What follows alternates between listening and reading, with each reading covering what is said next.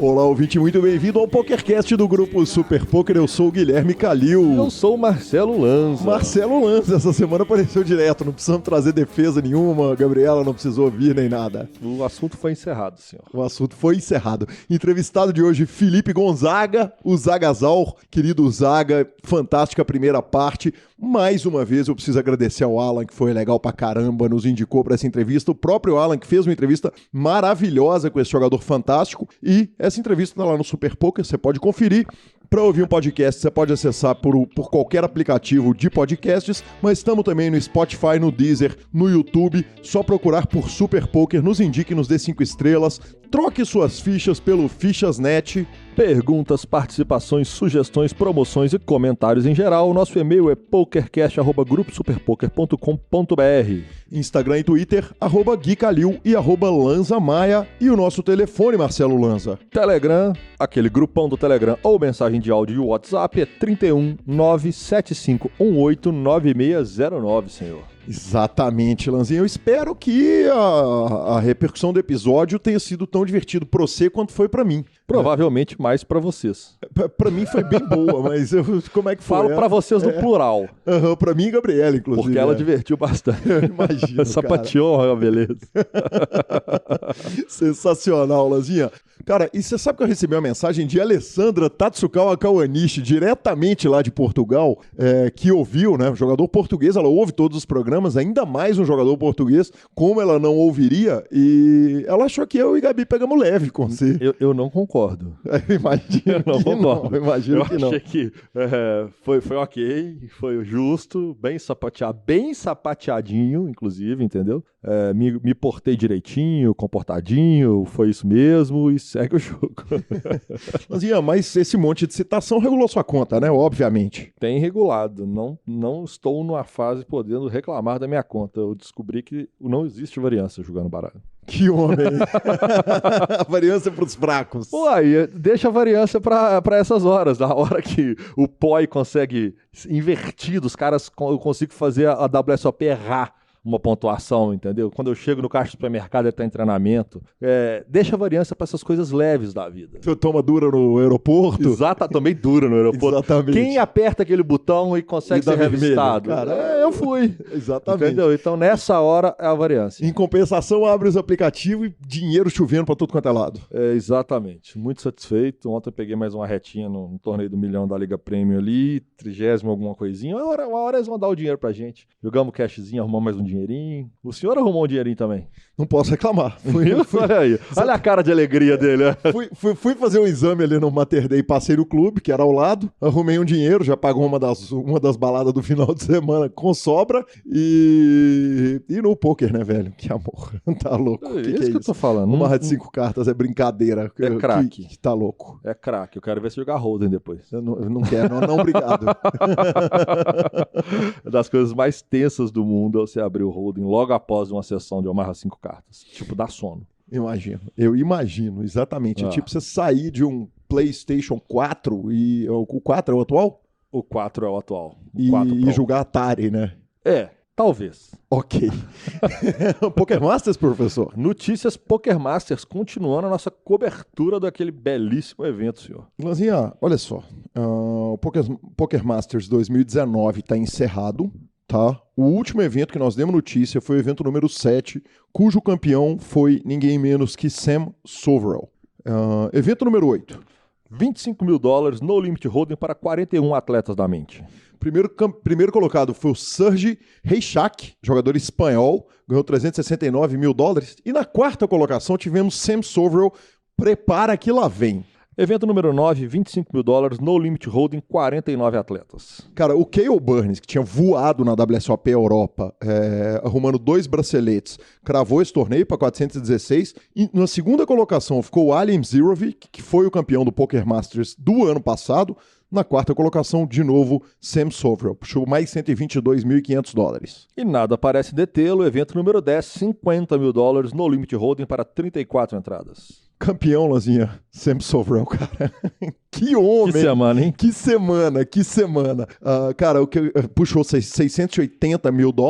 E, cara, ele tava passando muito mal. Eu ouvi a entrevista dele pro Poker Central e ele tava passando muito mal, ele não queria jogar os 50k, mas ele fez as contas e falou, tem ali meus 25% de chance, o field é pequeno, né, 34 entradas, tem chance de alguém ir me ultrapassar, eu quero a Purple Jacket, a jaqueta roxa, então eu vou dar um tirinho nesse torneio aqui para evitar que os caras me passem, e foi campeão do evento, puxou mais quase $700 mil, que homem fantástico, ele que veio de uma vitória no British Poker Open. E, cara, e aí ele fala um negócio que é muito curioso, porque nós vamos ter uma entrevista logo em seguida, e ele fala o seguinte, muitas pessoas que eu pensei que eram muito boas, eu vi cometendo um tanto de erros. Então presta atenção, porque ele falou isso, e daqui a pouco nós vamos ouvir o monstro, o mito, a lenda, que homem, Yuri Nerd Guy, e vamos ver que não é um pensamento só do Sam Sovrel. Ainda no final da entrevista que ele deu, ele falou que ele vai tentar usar a jaqueta roxa, que ele vai tentar compor o visual com a jaqueta roxa. Haja estilo, né? Haja estilo, né? A jaqueta roxa, que é roxa e não azul, certo? É isso, cara, porque o Alan me mandou uma mensagem falando o seguinte, Gui, você falou que a jaqueta é azul e a jaqueta é roxa, né? Aí eu respondi pra ele por escrito o seguinte, jaqueta azul, azul jaqueta, jaqueta azul é melhor que uma plaqueta. E ele demorou um tempinho e falou assim, mas não é a jaqueta roxa? Eu falei, não, desculpa, velho, eu tava só cantando caneta azul pra você. Nossa senhora. E eu compus isso na hora, cara, fiquei tão orgulhoso, Lanza. Imagina, do mesmo nível da composição de caneta azul. Obrigado, só que eu não arrumei nenhum dinheiro com a minha, eu arrumei no máximo uma piada horrível pro podcast. Justo, mas, muito ruim. A plaqueta ali foi boa, hein? Vamos para os resultados do 2019 Poker Masters Championship Finals. Ele, não podia não ser ele. Cara, isso aí é o seguinte, isso é o ranking, não, assim. É o resultado final do ranking. Exatamente, o resultado final do ranking não tinha como ser diferente. O Sam Sovrel ficou na primeira colocação com 1.160 pontos. Segundo lugar, Cale Burns. Ele dobrou a pontuação, né? Foi exatamente. Terceiro lugar, Chance Cornet. Depois, Sean Winter. E depois, Ali Imzirovic, que era o campeão reinante, né? A curiosidade é essa, né, Lanza? Se você somar a premiação do Sam Sovrel, que foi $1.400.000, arredondando, o Cale Burns, 585, o Chance Cornet, 556, o Sean Winter, 495, ele quase ganhou a soma do segundo, terceiro e quarto, né, cara? Que evento bem puxado, justíssimo, é tudo dele. Cara, a transmissão é deliciosa, então, mais uma vez, parabéns ao trabalho que o PokerGo faz. Cara, que transmissão deliciosa, de um evento legal demais, bonito.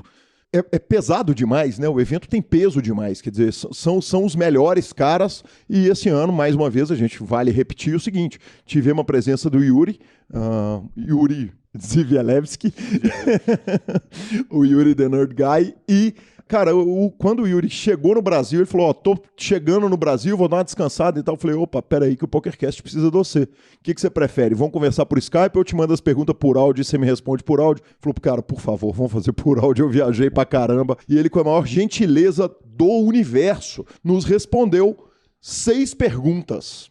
Então, Lanza, em primeiro lugar, ele nos conta a importância de enfrentar um field onde estão os melhores do mundo e a relevância desse evento para a carreira dele.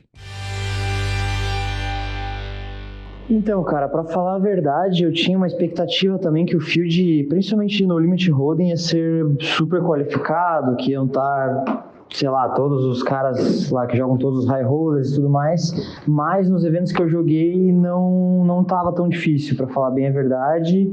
E pelo que eu fiquei sabendo, assim, eu não fiquei até os últimos eventos, os caras, os melhores eles chegaram mais pro final, assim. Então, até eu cheguei a ver uma mesa final do 25K, que ele tinha, sei lá, uns 3 jogadores que não estavam quando eu joguei os 10Ks. Então, eu vou te falar a verdade que não estava tão difícil quanto parece. E tinha amadores, sim, e tinham muitos profissionais fracos dos Estados Unidos, assim, que são prós, maioria pró de live, que eu não conhecia, mas que, tipo, estavam cometendo erros bizarros. E a importância disso pra minha carreira, cara, é sensacional, porque é um momento muito especial pra mim, porque além de eu estar tendo um ano incrível, eu tô estudando demais, eu tô mega confiante, enfim, perante a tudo que tem acontecido, né? Perante os resultados, perante o tanto de horas que eu tenho colocado nos meus estudos, o quanto eu evoluí e o como eu tô me sentindo nas mesas. Então, é realmente um momento especial da carreira porque é um novo move-up, né? É um próximo passo que eu tô dando, dos high stakes para os high rollers, né? Então, enfim, show de bola, tô muito feliz. Agora, na pergunta seguinte, ele conta como se sentiu comparado com os caras, porque é um field muito diferente de qualquer outro 10K. Acho que essa segunda pergunta eu meio que respondi na primeira. Eu me senti super bem e, assim, muitos desses profissionais que jogam live caro, assim, eles não são tão... Assim, é que para quem joga online constantemente os high stakes, ali sim tá enfrentando os caras mais técnicos do mundo. Aí, assim, óbvio, o Stephen Chidwick óbvio, é um cara um pouco mais fora da curva, ele realmente é o top, é o topo da cadeia alimentar ali dos high rollers, mas, por exemplo, Chance, esses caras, cara, eu não quero parecer arrogante ou qualquer coisa do tipo, mas eles não são tão bons tecnicamente, comparado aos caras que a gente joga online, caso as pessoas joguem high stakes. Então, se você pega, por exemplo, não vou nem falar de mim, então, para não parecer tão arrogante, mas se você pega qualquer jogador brasileiro que joga high stakes com frequência e bate os high stakes online, certamente tem nível suficiente para bater com esse field e vai se sentir confortável nesse field. E acho que vai se surpreender até com a quantidade de erros que esses caras cometem, erros que, assim, ao meu ver, são meio que falta de experiência junto com falta de conhecimento dos fundamentos do poker. Os caras têm muita experiência, tipo, de live, malandragem de live, essas coisas, mas falta muito fundamento para eles, sabe? Muita teoria, assim. Não tô falando que a teoria vence o jogo explorável, mas para saber explorar você tem que conhecer a teoria, né? Cara, eu acho até... Eu não gosto de falar sobre sobre isso, porque é o que eu falei, meio que parece uma arrogância, mas não é, né? Tipo, se eu tô jogando esse torneio é porque eu sinto que eu tenho vantagem. Eu jamais jogaria um torneio que eu não tenho edge, sabe? E indo pra lá, isso se confirmou mais forte, sabe? Que eu vi que no online, o field que a gente enfrenta no dia a dia é muito mais difícil. Na próxima pergunta, o Yuri nos conta... eu perguntei pra ele o seguinte: os caras têm uma experiência gigante de live jogando eles contra eles. Eu perguntei pro Yuri se faz diferença a experiência que eles têm jogando um contra o outro e se o tempo de bola jogando ao vivo ali contra esses caras, se isso pode pesar contra ele. Eu acho que essa experiência, eles jogarem o ano todo, faz diferença em relação às leituras, às reads, né, que eles têm um do outro. Mas eu não acho que seja uma desvantagem para mim, até porque eles não têm, ao mesmo tempo que eu não tenho reads deles, eles não têm reads minhas. E até tenho algumas reads, né? Porque alguns deles jogam online, então o que eu costumo fazer, por exemplo, é levar o meu notebook sempre junto, e aí eu tenho algumas estatísticas dos caras no meu HUD ali, né? Que eu posso dar uma olhada. Óbvio que eles não jogam tanto online, então eu não tenho tanta mão assim, mas eu consigo ter uma ideia de como o cara joga.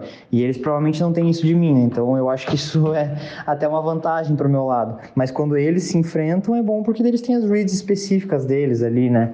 Conhecem um pouco melhor, principalmente os caras recreativos, eles vão conhecer muito melhor. Então, essa parte certamente dá muita vantagem para eles em relação a mim. Mas eu não vejo muito assim...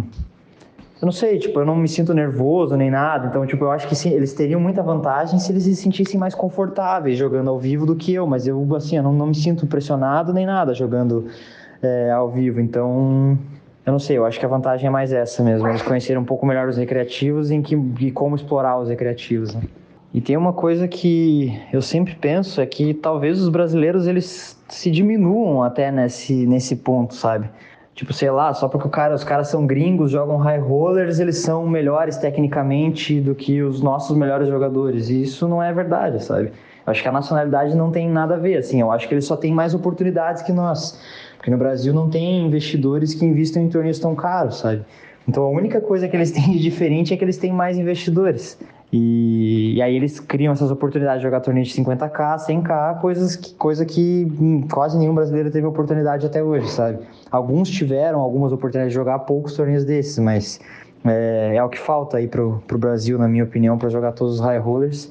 Inclusive para mim, sei lá, para todos que estão aí jogando high stakes, a gente só não joga mais high rollers porque falta isso para nós. Então, é isso aí. A gente tá a gente não tem que se diminuir, sabe? A gente é tão bom quanto ou até muito melhor do que vários deles. Depois eu pergunto pro Yuri se ele tomou gosto e se ele vai continuar jogando as séries e enfrentando esses fields. Sim, com certeza. Farei o possível para participar mais desses torneios. E como eu falei, né, é um próximo passo agora da minha carreira dos high stakes para os high rollers, né? A única parte complicada dessa transição é que não tem um meio termo, sabe? É um jump muito grande do high stakes para os high rollers, porque assim, o torneio regular do dia de semana, o mais caro que a gente tem é 2K por semana, lá 2K por semana. Aí você vai nos high rollers, o mais barato que tem é tipo 5, 10K. Então é um jump enorme assim, né? Então acho que o maior obstáculo é se acostumar com a variância. Ela é meio que parecida, talvez, com os jogos caros em relação a buy-in, só que não tentar se apegar ao dinheiro, sabe? Tentar lembrar sempre o número de buy-ins, da variância. Porque assim, vamos falar do online. É comum você pegar uma variância lá de 100 buy-ins, por exemplo. Agora, se você pensar no dinheiro, quanto custa 100 buy-ins de high rollers, é muita coisa, né? No caso, se fosse só 10K, seria 1 milhão. E é uma variância totalmente possível, sabe? Então tem que se desapegar dos números e sim se apegar aos buy-ins e etc. Tipo, em fórmulas matemáticas do que no número em si, né? Do dinheiro, no valor do dinheiro. E para finalizar, vou repetir que assim, eu não me sinto tão à vontade em falar de mim mesmo, sabe? Nessa questão dos torneios. Porque, como eu falei, parece uma certa arrogância, mas assim, se eu não confiar em mim mesmo, se eu não achar que eu tenho edge, eu não estaria jogando lá, sabe? Então é por isso que eu tô querendo fazer essa transição. Tipo, não é nenhuma transição, né? Continuar jogando online normal, mas jogar os torneios mais caros live também. E aí eu não quero que as pessoas me entendam mal, mas eu não consigo enxergar outra forma de falar isso sem deixar claro que eu só vou jogar em torneios que eu acho que eu tenho vantagem, sabe? Acho que seria loucura da minha parte tentar fazer um move-up para dar um tiro, sabe? Sem ter certeza absoluta que eu tenho vantagem sobre o field. Acho que para qualquer profissional isso vale, né? É uma loucura o cara tentar subir limite para vamos ver se dá certo, vamos ver se eu tenho vantagem. Acho que o cara tem que estudar muito, tanto o jogo quanto o field, e só fazer o move-up quando ele tiver certeza que ele pode bater aquele limite, né? Por último, eu perguntei a ele o que ele acha do Sam Soverell, o grande campeão. Perguntei para ele se o título tá em boas mãos. Cara, eu não conheço ele assim o suficiente. Eu joguei com ele só em uma mesa dessa vez, lá no Poker Masters. E joguei num torneio que era aquele Mix Big Bet. Então, assim, não consegui ver muito sobre ele, assim. E, para ser sincero, eu não acompanho muito os high rollers, não assisto muito a mesa final e tudo mais. Óbvio que agora eu vou ter que começar a fazer isso para pegar algumas reads deles, né? Mas ainda não tenho uma opinião formada, porque, na verdade, eu não tenho nem meia opinião formada, porque eu joguei, sei lá, 15 mãos na mesa dele. Então, fica difícil falar. E no final agradeço a participação. Muito obrigado. Eu que agradeço, cara. Força sempre aí, a oportunidade de falar com vocês. Obrigadão e nos vemos no Millions aí. Abração. Sensacional, senhor. Sensacional. E que carinho, que atenção. E parabéns mais uma vez pelo belíssimo trabalho de buscar o rapaz quando ele tá quente ainda, né? Ele tá com aquela... Quente, ele tá de jet lag ainda, né? Exatamente, foi exatamente isso, cara. Pegou ele no kick da bola, falou, vem cá, fala aqui. Definição, Marcelo. Sensacional. Mais uma coisa que só o PokerCast faz pra você.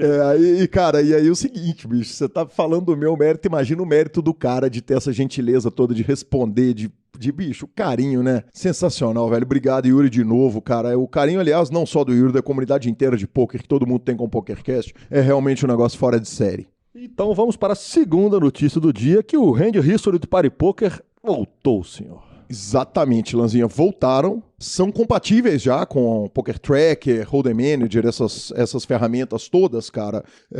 E isso apareceu com uma tweetada do Rob Young, que é o dono do Party Poker, né, o homem por trás da marca. Ele colocou o seguinte: como prometido, as Hand Histories, apenas anônimas, estão agora liberadas para download no Party Poker, no My Game, na aba My Game. Peço desculpas pela demora e eu gostaria de estar 100% feliz, satisfeito com os dados criptografados. Nós também contactamos o Poker Tracker e o Hold'em Manager para que eles possam fazer a exportação ficar compatível, e assinou. Essa foi uma tweetada, então, do Rob Young. E, Lanza, isso é essencial, né, cara? A gente chegou até essa discussão, para quem está no grupo do PokerCast, essa discussão pode ter ficado um pouco velha, porque nós já demos essa opinião lá, mas todas as vezes que teve algum problema no poker, no mundo, elas foram detectadas por Hand History, né? Então essa é a importância de um site do tamanho do Party Poker ter os Hand Histories disponíveis. E, cara, sensacional. Parabéns ao Party Poker, é muito importante isso, e esse trabalho que o Party Poker vem fazendo, tanto de detecção de bot, limpeza do site, cara, é sensacional, e fora os torneios todos que eles estão fazendo ao vivo. Brilhante, senhor, é exatamente isso. Eu acho que passa pela lisura do processo, é importante todo mundo ter essa informação, e bala. Vamos que vamos. E falando em bala, semana que vem, nesse mesmo horário, provavelmente estarei engatado. Que homem, cara. Estarei engatado no torneio que eu mais tive vontade de jogar até hoje, que nunca joguei. Qual é o torneio, Marcelo? Omaha High Low BSOP, senhor. Pô, aí sim, hein, velho? Que sensacional. Dia 26 de novembro começa o BSOP Million, senhor. Estaremos lá de ponta a ponta, já estreando no próprio dia 26 do Omaha High Low do Sabor. E sabe o que você vai poder ouvir enquanto você estiver jogando? Se o programa sair no próprio dia 26, pode até ser que saia no dia 27. Cara, você vai poder ouvir uma entrevista super especial. Aliás, foi um programa super especial inteiro que nós fizemos com o DC. Eu chamei ele para dar uma entrevista. Ele contou pra gente tudo. E eu perguntei assim, de quantas reuniões são feitas no BSOP, quanto tempo antes que eles têm que reservar aquele salão maravilhoso do WTC, até... torneio por torneio, passamos ali pelos principais da grade, alimentação, lojas, enfim, tudo a respeito do maior evento de pôquer da América Latina, do Hemisfério Sul.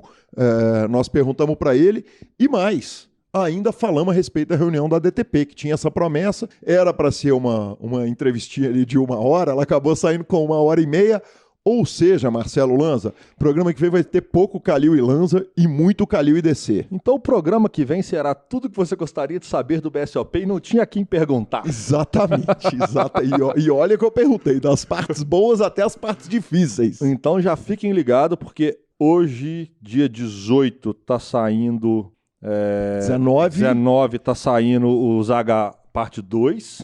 E no dia 26, na largada do BSOP, provavelmente DC BSOP especial. É isso. Exato, senhor. Cara, se o Vini voar, assim, olha que o Vini costuma voar, a gente não costuma nem pedir. A gente tem que ajudá-lo, né, pra ele poder voar. Mas eu acho que tem chance até desse programa sair na segunda-feira. É o sonho. 25, o sonho, hein? É o sonho. Vamos tentar. Pedido no ar pro Vini, assim, na tora? Vamos tentar. Até porque a gente pode gravar na segunda cedo ou no domingo, mandar esse programa. Domingão já tomamos uma, tranquilo. Peguei. Fiquei doido. Aí sim, call.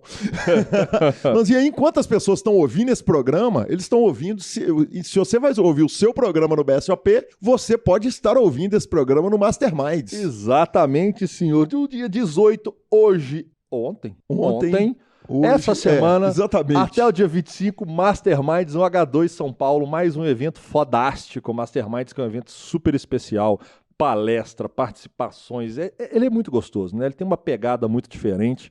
Então, não fique de fora, corra que dá tempo, aquele aquecimento pré-Millions, bala, já arrumar a forra e o dinheiro para jogar a reta toda. Para jogar a reta toda, exatamente, para poder atolar no Millions. Fica rico no... Como é que chama? Fica rico no Masterminds para quebrar no Millions. Exatamente.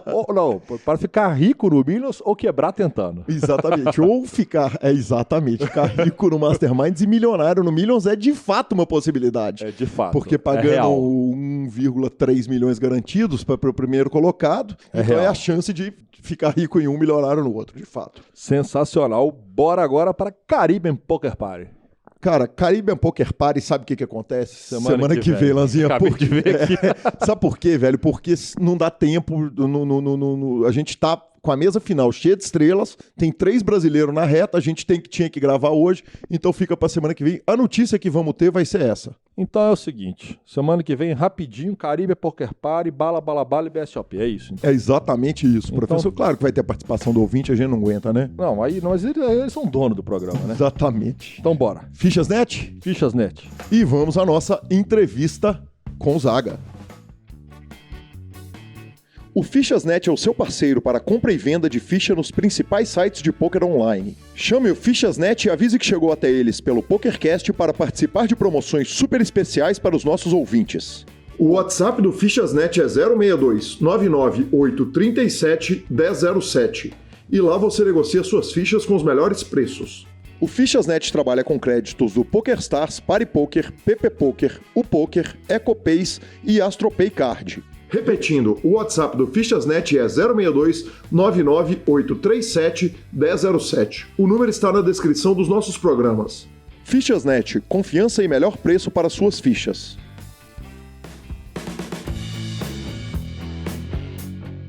Zaga, você falou a respeito do estudo de gestão de tempo. Como que você está estudando? Quer dizer, como é que o Zaga pega um assunto completamente novo que não está no Run It Once e fala, agora eu vou estudar gestão de tempo? Você contrata um coach, comprou livro? Qual que é a forma que você procura para estudar uma coisa que não tem relação nenhuma com poker? Pronto, eu conheci uma pessoa agora que me motivou bastante, porque eu olhei para ela e percebi o quão mal eu estava a gerir a minha vida. E a minha vida eu não acho que seja má, e eu trabalho bastante e acho que faço muitas coisas bem. Só que comparado a uma pessoa que acorda todos os dias de madrugada, toma banho de água gelada, depois vai treinar e toma X comprimidos, percebe? Antes de ir dormir toma um chá de camomila e come 3 nozes e pronto, e lia 1 hora por dia, e eu comecei a pensar, eu tenho de melhorar isto, então como é que eu vou fazer? Olhei para as coisas que tinha pior na minha vida e primeiro vi que precisava de melhorar a gestão de tempo. Nisto, como precisava de melhorar a gestão de tempo, vou fazer um curso de gestão de tempo. Procurei os melhores e encontrei um que pareceu-me ok e era barato, vou começar por este. Depois defini que a seguir a isto ia estudar como aprender as coisas muito depressa.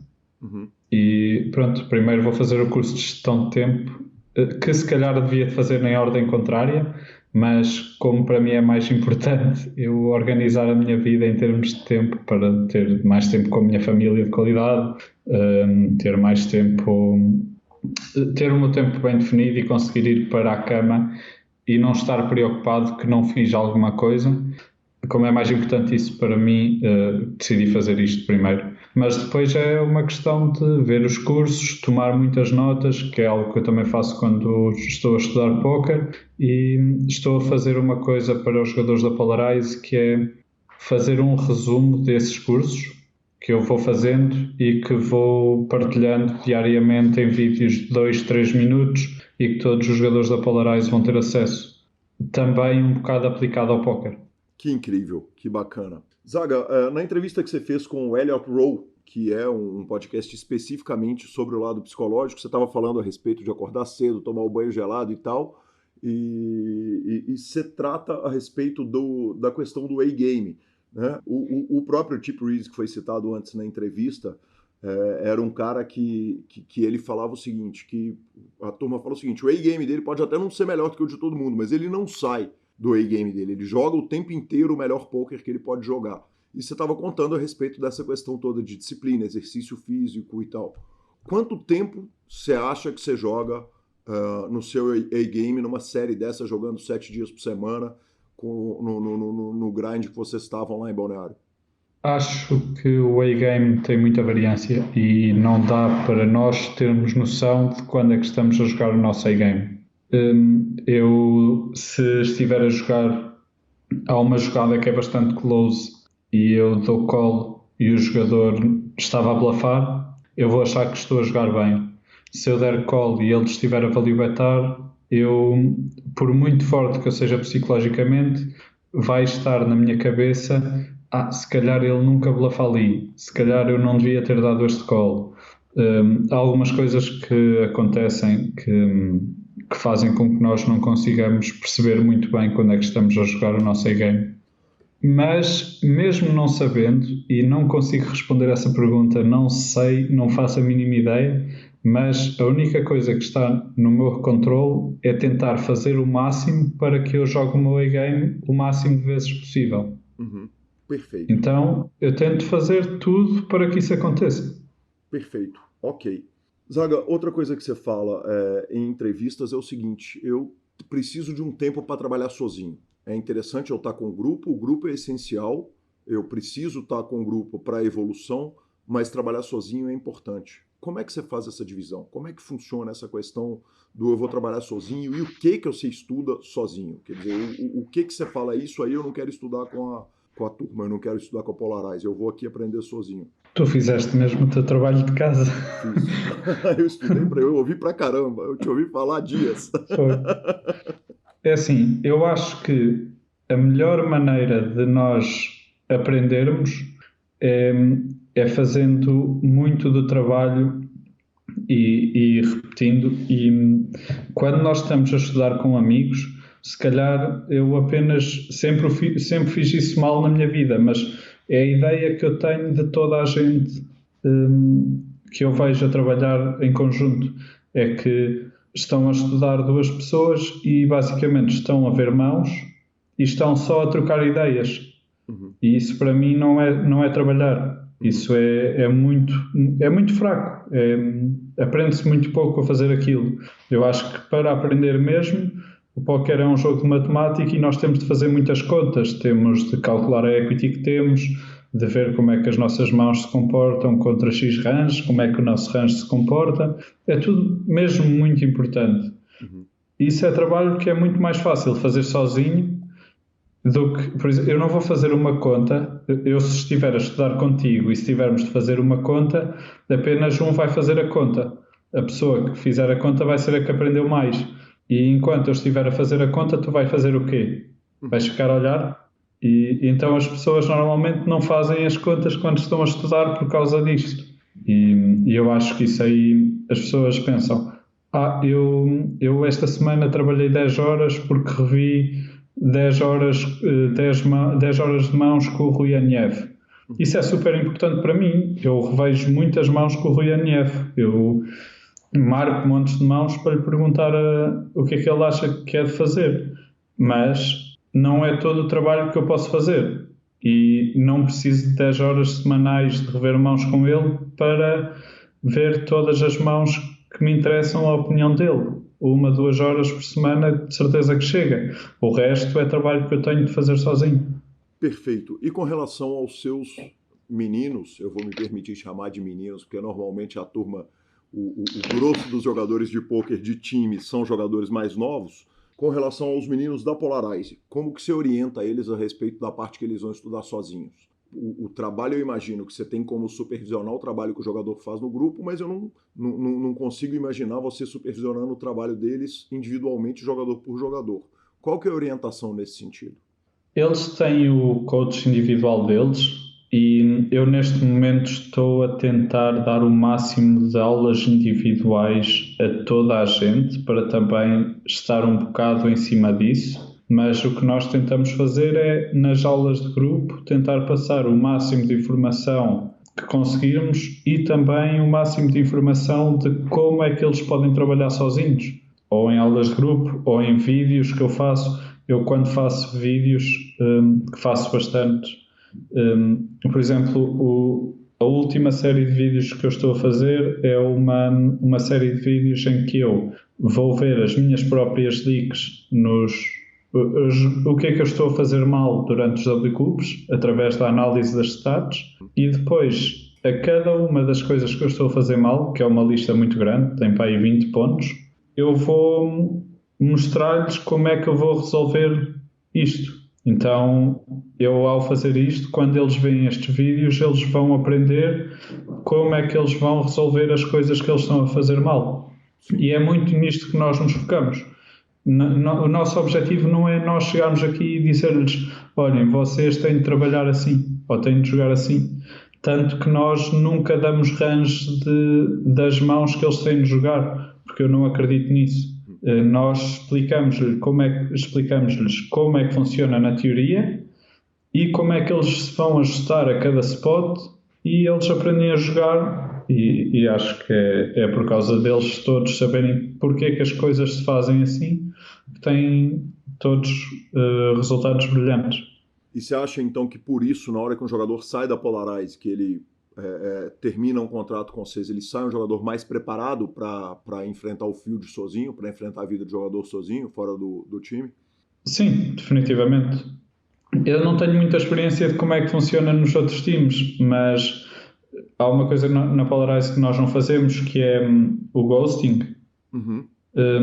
Pronto, os nossos jogadores jogam todos os torneios por eles. E isto aqui faz com que eles, quando saírem da Polarize, se sintam muito mais preparados do que um jogador que, ok, ele ganhou 50 mil o ano passado, mas os 2 prémios ou os 3 prémios de 20 mil que ele teve, foi outro jogador mais experiente que estava a tomar as decisões por ele. Então, os nossos jogadores acho que têm uma confiança muito maior, porque isso não acontece aqui.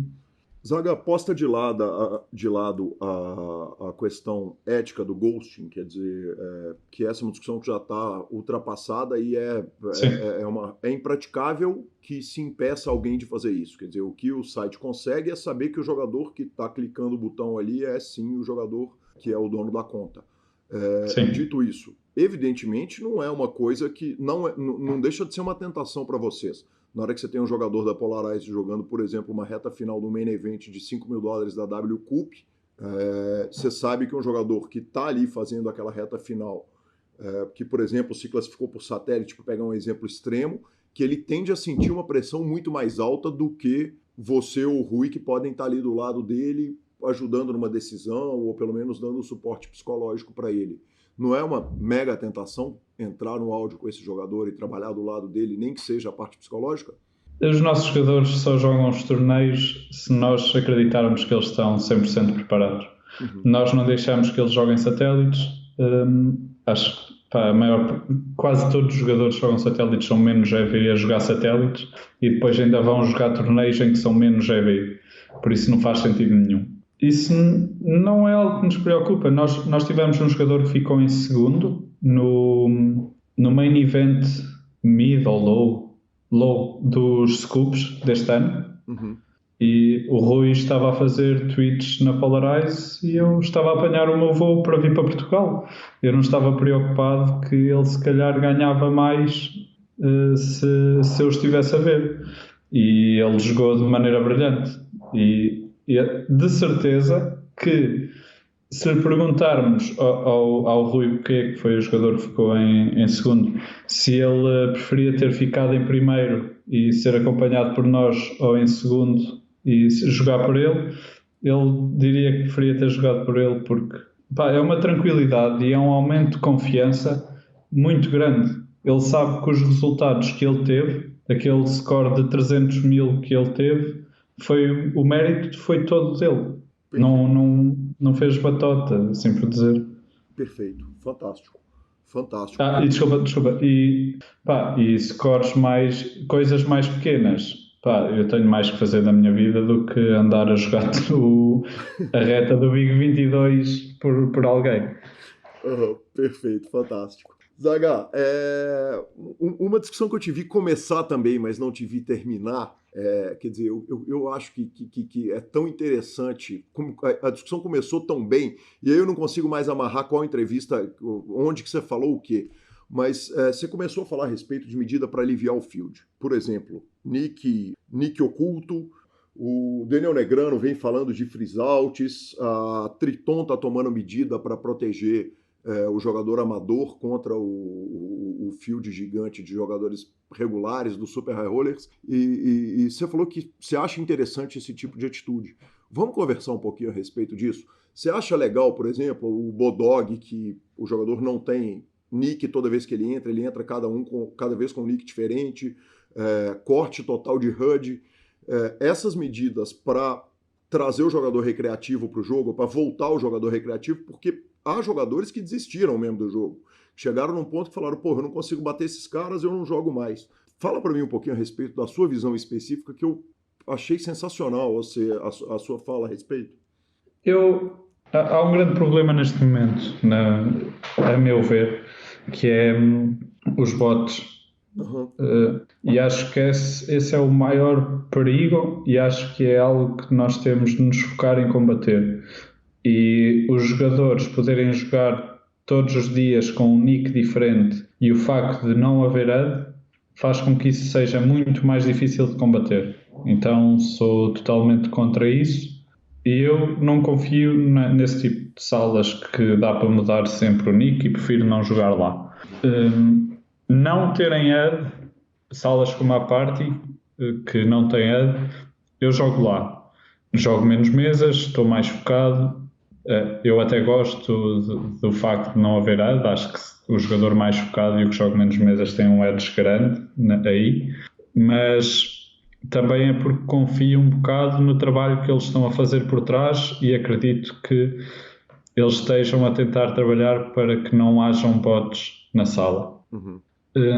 Mas relativamente às mesas anónimas e ao facto de mudarmos de nick regularmente, eu sou contra isso.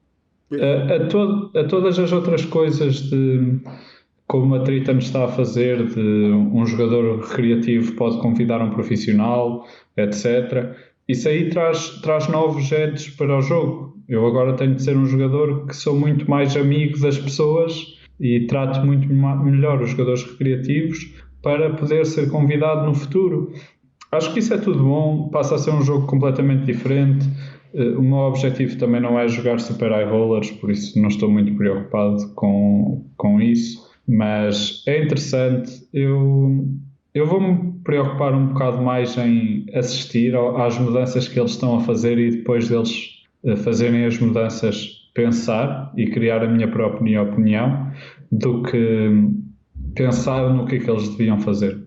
A diminuição do número de reentradas em torneios grandes, você acha que seria uma... Claro que para o jogador profissional é muito ruim, porque você consegue imprimir num número grande de entradas, enquanto você estiver jogando bem, você consegue imprimir um prazo muito menor, fazer dinheiro num prazo muito menor, se você tem reentradas. Mas a diminuição do número de reentradas, ou até fazer mais torneios freeze-out, você vê com bons olhos uma mudança nesse sentido?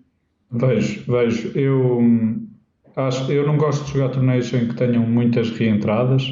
Acho que isso maioritariamente favorece o jogador profissional e maioritariamente é apenas o top 5% é que é bastante favorecido aí, porque os jogadores recreativos perdem e os regulares mais fracos também perdem bastante por o torneio ter reentradas.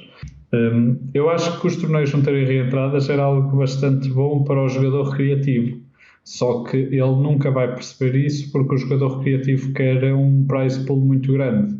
Uhum. Então isto aqui já se torna aqui um dilema. O que é que vamos fazer? Fazemos com que o jogador recreativo mantenha o seu dinheiro durante mais tempo, ou fazemos com que ele, quando joga o torneio, perca mais depressa, mas veja com melhores olhos, pois na cabeça dele, se ganhar, ganha $1 milhão em vez de ganhar 100 mil. Uhum.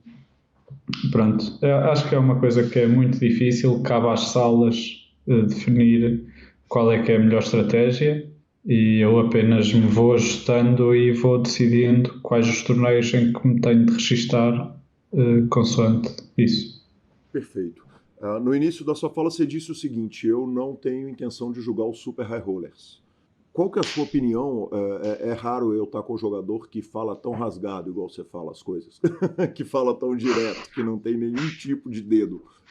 Na sua opinião, quanto dos super high rollers, desses torneios super caros, é uma guerra de ego, menos EV para todo mundo? Quer dizer, é por isso que você não joga? Não é uma questão de ser menos EV. Eu acho que até pode ter um EV positivo, só que acho que é preciso ter mesmo muito dinheiro e não ter mais nenhum sítio onde investir o dinheiro para ir jogar esses torneios. Acho que a maior parte desses jogadores que jogam os torneios de 100 mil jogam para percentagens muito pequenas. Os que jogam para percentagens muito grandes, se apenas tivessem em conta, ok, onde é que eu vou investir melhor o meu dinheiro, não seria ali, muito provavelmente. Ou comprariam um imobiliário ou investiriam em ações.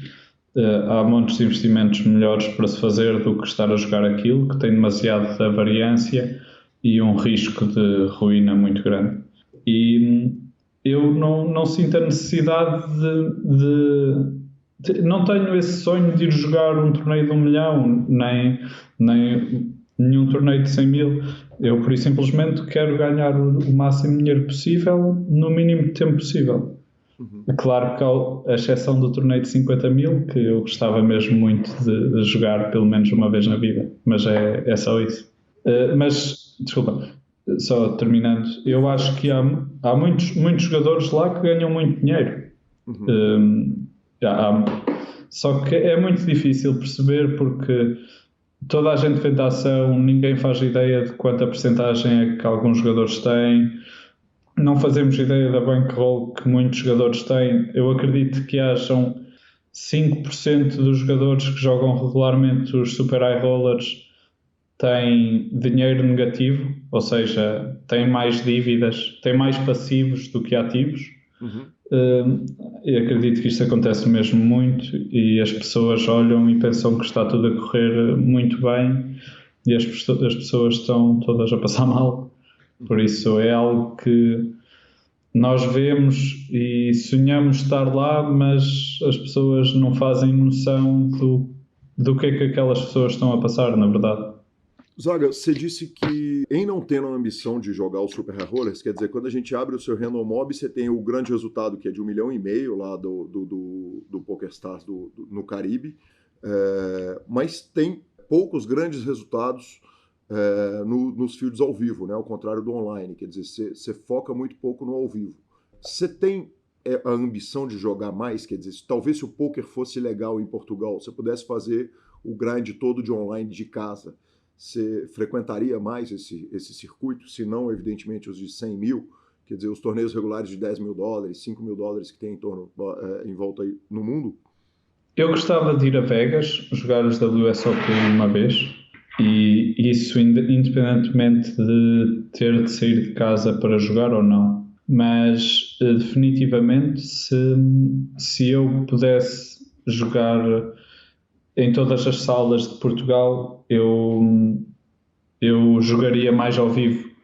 Mas acho que isso é no ponto em que eu estou na minha carreira em que me posso dar ao luxo de o fazer. Porque acho que um jogador que esteja a começar a sua carreira ou que já esteja há algum tempo a ser jogador profissional de póquer e que ainda não tenha muito dinheiro, acho que não o pode fazer e acho que se devia focar ao máximo em jogar online. A gente vai encaminhando para a parte final da entrevista. Eu queria que você falasse um pouco mais a respeito da Polarize. Quer dizer, como é que está o plano de expansão? Quantos jogadores você tem? Como é que faz o jovem ouvinte, seja brasileiro, seja português, que quer entrar para o time? Quais são os planos, o status atual e os planos futuros para a Polarize? O status atual é tentar melhorar ao máximo a equipa, porque ainda há muitas coisas que nós fazemos mal na parte da gestão. Não estou a falar tecnicamente acho que somos muito bons e somos bastante bons a ensinar e a ensinar-lhes os métodos. Estou muito contente a esse respeito, mas há muitas coisas que nós temos de mudar e melhorar antes de expandir. Mas, de qualquer maneira, as candidaturas estão sempre abertas e estamos sempre a aceitar jogadores novos. Ainda não estamos muito focados em publicidade e em fazer campanhas de marketing maiores para captar muitos jogadores de uma vez, porque ainda não nos sentimos preparados para expandir dos 100, 90, 100 jogadores que temos para 200, 300. Por isso vamos apenas aceitando alguns jogadores, os melhores que encontramos, e esses aí tentamos trabalhá-los da melhor maneira, e o resto é só o futuro dirá, e estamos focados agora a trabalhar, a melhorar essas pequenas coisas para que no futuro possa estar tudo muito mais automatizado e consigamos expandir, porque nós somos apenas 3 na Polarize, mais 2 na Academy, a organizar as coisas. Uma team que seja maior e que possa ter os trabalhos todos muito mais divididos, se calhar consegue expandir mais rapidamente, mas para nós ainda está a ser difícil e ainda estamos a habituar-nos. Zaga, 3 na Polarize e 2 na Academy. O que é a Academy? A Academy é uma fase antes de entrarem efetivamente na Polarize. É uma equipa mais pequena que nós temos, para jogadores mais pequenos, que joguem mais barato, em que nós tentamos lhes dar as bases para eles depois poderem vir ter aulas comigo, com o Rui, e conseguir perceber todos os conceitos, porque antes dos jogadores conseguirem assistir a uma mesa final do torneio de 10 mil e conseguirem perceber porque é que todas as jogadas são feitas assim e como é que eles devem aplicar essas jogadas aos torneios deles, eles têm de aprender muita coisa, têm de aprender a teoria, e isso é aprendido na Academy. As duas escolas, quer dizer, tanto na Academy quanto na Polarize, o jogador tem que ter dedicação exclusiva? Não, nós aceitamos jogadores que neste momento trabalhem e que joguem apenas póquer em part-time, mas como é óbvio, se estivermos na dúvida, isso vai ser um fator a ter em conta. Perfeito, tranquilo. Zaga, a última pergunta eu não posso deixar de te fazer. De onde que surgiu o nick? Zagazaur? O Zaga eu entendo que é por causa do Gonzaga. De onde que veio o resto do nick e a montagem do nome? Sim, Zaga é porque desde pequeno toda a gente me chama Zaga. O meu primeiro nick foi na Full Tilt, em que era Filipe, não sei o quê, Oliveira. E passado algum tempo eu percebi que não queria o meu nome no nick. Preferia ser anónimo ou um bocado mais anónimo. Então tive de criar outro nick e eu sempre vi muitos desenhos animados, desde que era pequeno, e os Pokémons eram algo que eu via sempre desde novo e que joguei desde pequeno. E eu sou do Sporting, que é uma equipa que é verde, e quando eu jogava Pokémons, o primeiro Pokémon que eu escolhi era sempre o Bulbasaur, porque primeiro era verde e depois era o mais fácil contra os 2 primeiros líderes do ginásio, porque era um Pokémon de erva. Então ficou Zagazaur, Bulbasaur, em vez de um S meti um Z porque ficava melhor, e foi só isto. Bacana demais. Zaga, eu queria agradecer o seu tempo, você foi super generoso com o tempo, agradecer pela franqueza de sempre, que aliás é muito constante em todas as suas entrevistas, dar parabéns pelo ano maravilhoso e deixar o espaço aberto para vocês, a casa é sua, precisando o PokerCast, está às ordens para Polarize. Muito obrigado, mais uma vez obrigado pelo convite, obrigado pela entrevista que o Alan me fez. Eu gosto de falar e espero que as pessoas que estão a ouvir que tenham aprendido algo. Alguma dúvida que tenham, também podem me seguir no Instagram, podem me adicionar no Facebook e sintam-se à vontade de me enviar mensagem e eu tento responder ao máximo possível. Bacana demais, muito obrigado e até a próxima. Passando pelo muito Brasil, obrigado. espero encontrar com você a qualquer hora num grande torneio aqui no Brasil ou pelo mundo. Obrigado. Muito obrigado, um abraço, até mais.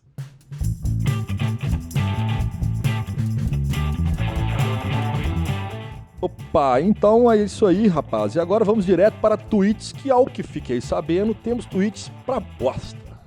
Não precisa, velho. Eu gostei de falar pra bosta. Precisa, velho. O cara tá ouvindo com os filhos, com a mulher Então no tá carro. bom, senhor. Corta isso, bota no final. Mas... Como diria Boechat, tira as crianças dos carros.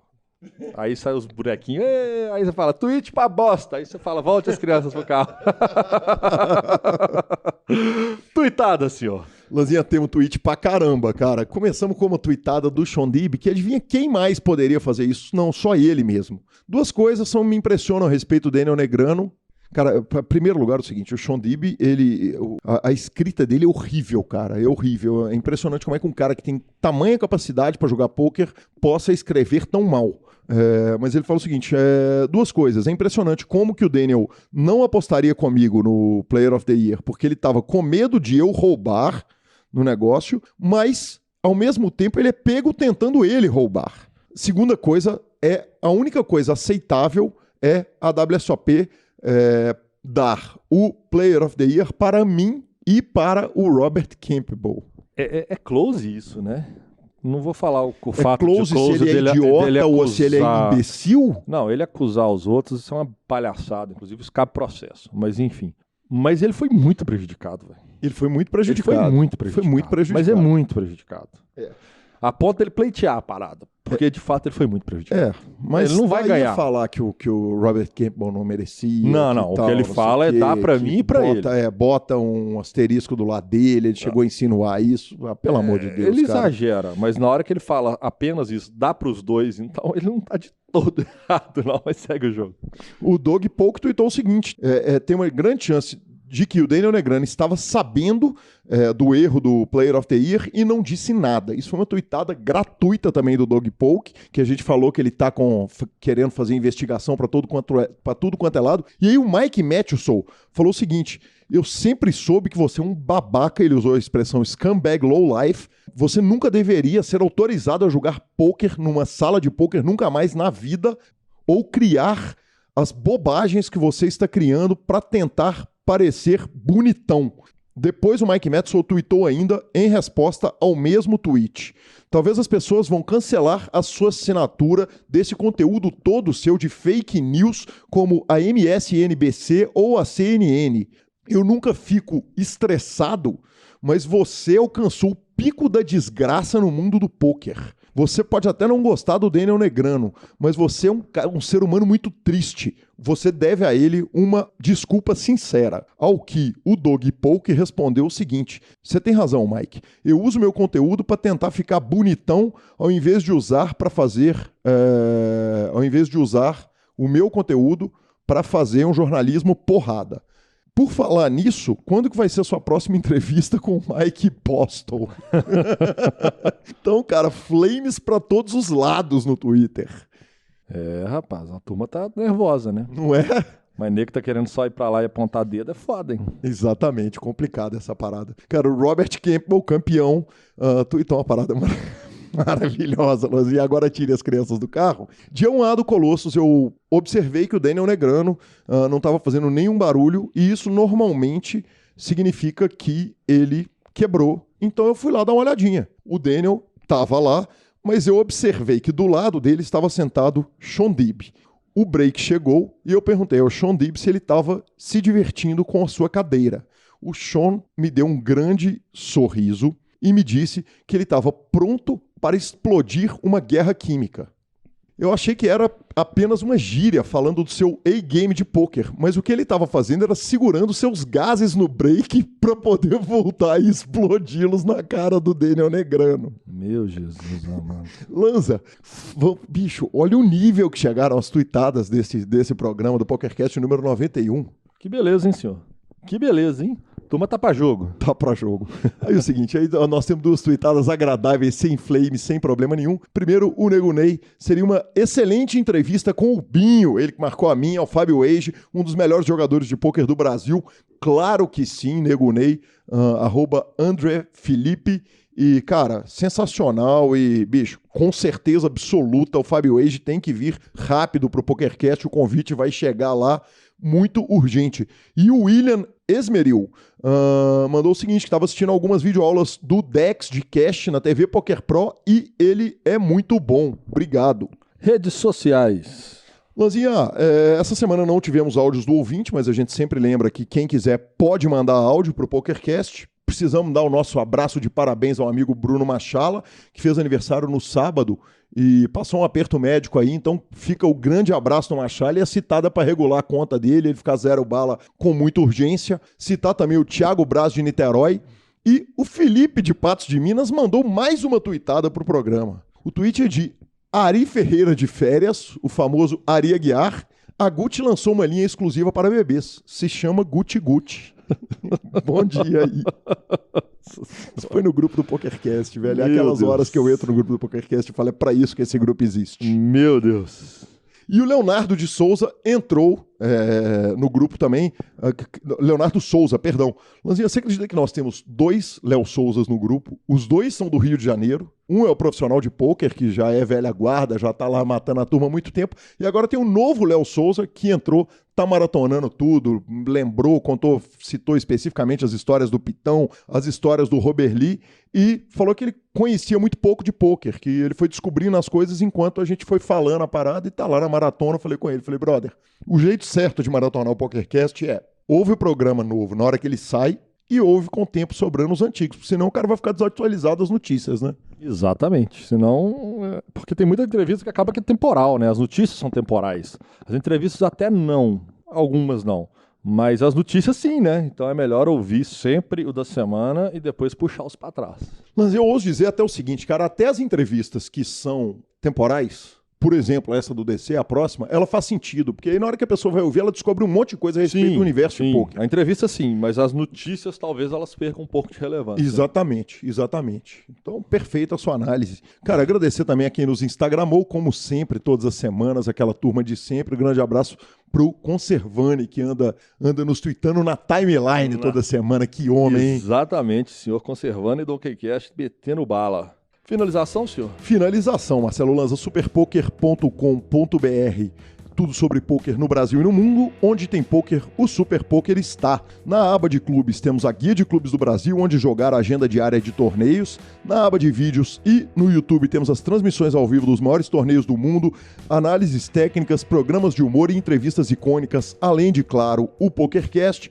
Revistaflop.com.br, a sua revista de pôquer há mais de uma década contando as grandes histórias do pôquer. Assine agora mesmo. E mibilisca.com, cobertura mão a mão de torneios pelo Brasil e pelo mundo. Antes da dica cultural, eu queria só mandar um abraço, que eu esqueci de mandar um abraço pro nosso querido mano Eronville também, que ontem na madrugada, confesso que na hora que eu já tava de saco cheio, morto de cansado, Eronville tava lá no chat mandando aquelas energias positivas. Então Eronville, Casimiro, Andressa, a turma que 3 da manhã tava conversando fiado de comigo, domingo, né? E me manter acordado. Porque segunda não é dia útil, né? E me manter acordado ali na retinha. Muito obrigado a todos pelo carinho. Alguém perguntou, cara. Alguém foi lá no grupo do...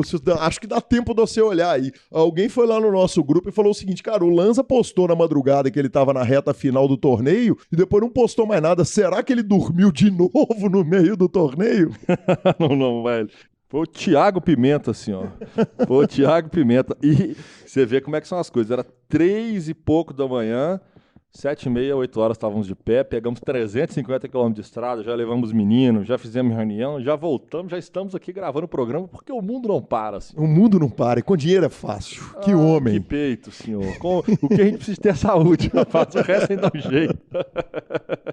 Dica cultural, Marcelo Lanza. Eu tô Lanza. tentando lembrar a minha dica cultural, que eu tinha certeza que eu tinha uma, mas eu ainda não lembrei dela. Não. Então já posso ir com as minhas? Vou lembrar da minha dica cultural.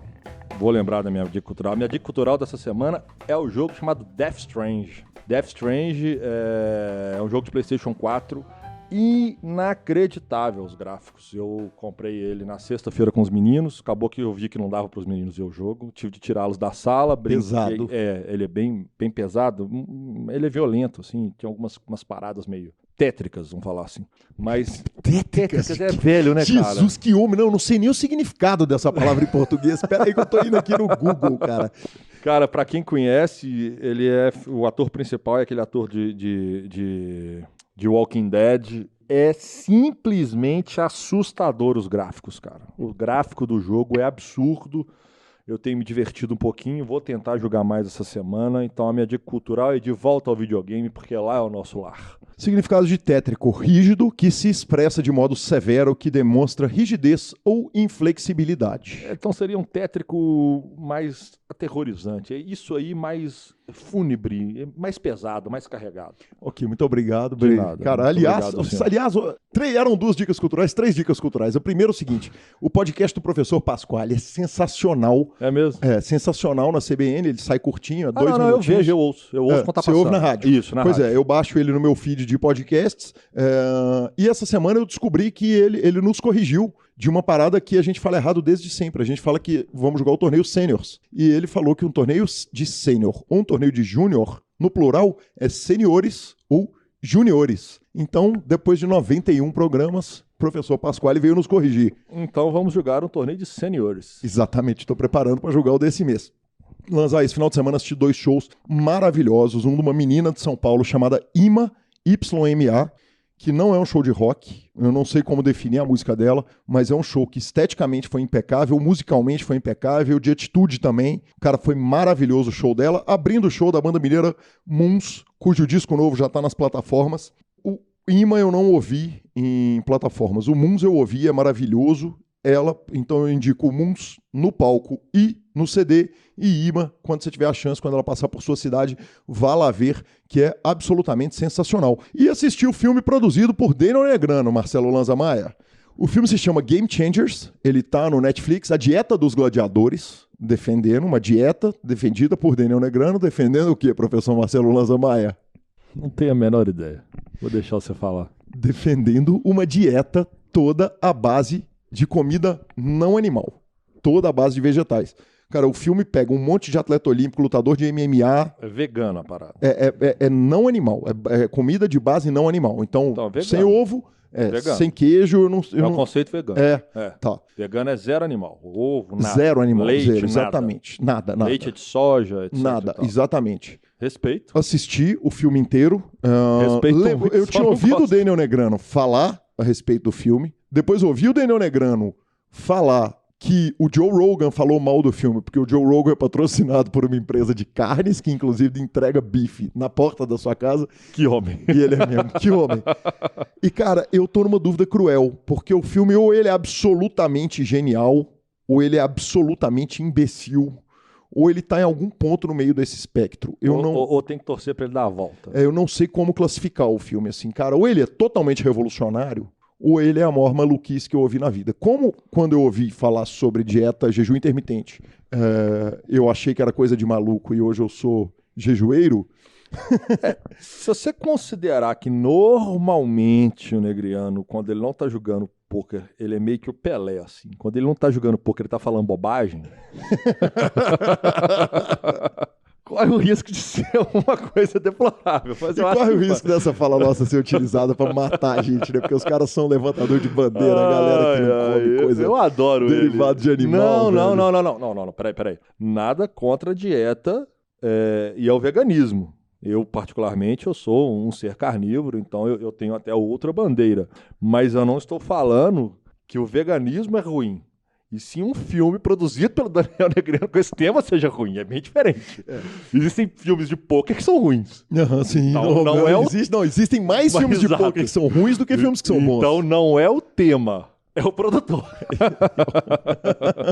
Cara, assista você, perca suas 2 horas, assiste lá. Ele é muito pouco divertido e ele é muito curioso. Vale a curiosidade. Instagram e Twitter, @GuiCaleu, @LanzaMaia. Nos indique, nos dê 5 estrelas. Mande o PokerCast no seu grupo de WhatsApp. Indica pro amiguinho da mesa. Bota pra baixar sozinho no telefone da irmã.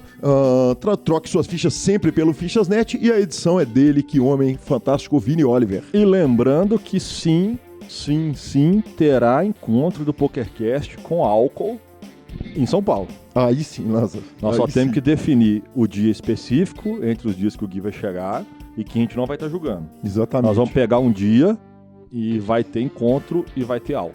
É o certo, É né? as únicas coisas que a gente tem certeza. Então tá bom. Mesmo que fosse só nós dois. Exatamente. Nós vamos beber num dia específico. Exatamente. E a turma será convidada. Algo me diz que Dr. Maurício Mosna, pelo menos ele vai estar lá com a gente, tá? Então, daremos a data no próximo programa. Aí sim, professor, Ok? fechado. Então, boa semana a todos e um grande abraço. Abraço, valeu. Ó, se a gente não der a data, vocês mandam lá no grupo do Telegram e a gente fala lá. Se a gente esquecer, valeu. Abraço. Abraço.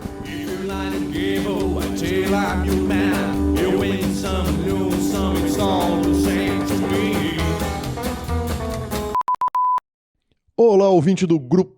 Olá, ouvinte do PokerCast Super. Olá, ouvinte muito bem. Cara. Notícias Pokémon. Opa. Mas aí. Opa, perdão.